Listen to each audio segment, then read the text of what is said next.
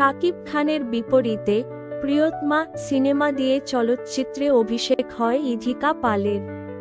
পরে ঢাকা ও কলকাতা মিলিয়ে আরও দুটি সফল সিনেমার নায়িকা তিনি। মুক্তির অপেক্ষায় আছে আরও 3টি সিনেমা। ছবিতে জেনে নেওয়া যাক ইধিকা সম্পর্কে কিছু তথ্য। প্রিয়তমা র পর চলতি বছরের রোজার ঈদে বরবাদ সিনেমা দিয়ে আবারও শাকিব খানের জুটি হন ইধিকা।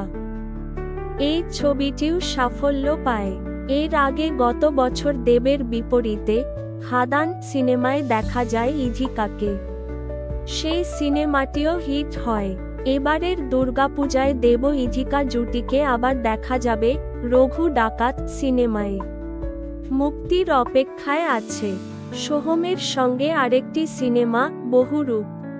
এর মধ্যেই ছবিটির গান সাড়া ফেলেছে।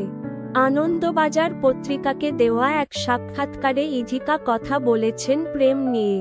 তিনি জানান এখনো সিঙ্গেল। মায়ের কড়া শাসনের কারণেই প্রেম করা হয়নি ইধিকার। এই প্রসঙ্গে ইধিকা বলেন, অনেকে অবশ্য পূজার সময় প্রেম করত। আমি সুযোগ পাইনি, কারণ পূজাটা আসার আগেই মা সেই প্রেম ভাঙিয়ে দেয়। এরপরও চেষ্টা করেছিলাম 1-2 বার, ধরা পড়ে যাই বাড়িতে।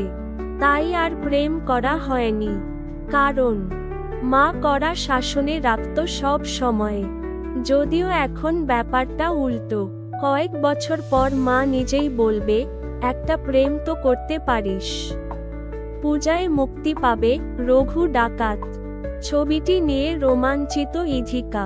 তিনি বলেন, পূজাতেই বুঝতে পারব জনপ্রিয়তা কতটা বেড়েছে, আগামী দিনে কি করতে পারবো, কোনটা পারবো না।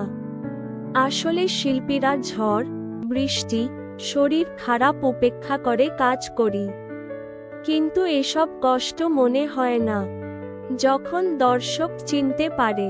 রাস্তায় কেউ ছুটে আসে সেলফি তোলার জন্য, আমি তাই কখনো কাউকে ফিরিয়ে দিই না।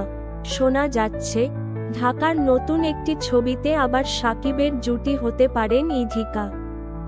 তবে এই বিষয়ে আনুষ্ঠানিক ঘোষণা আসেনি। এছাড়া প্রজাপতি 2 ও কৌশিক গাঙ্গুলির নতুন সিনেমায় দেখা যাবে ইধিকাকে।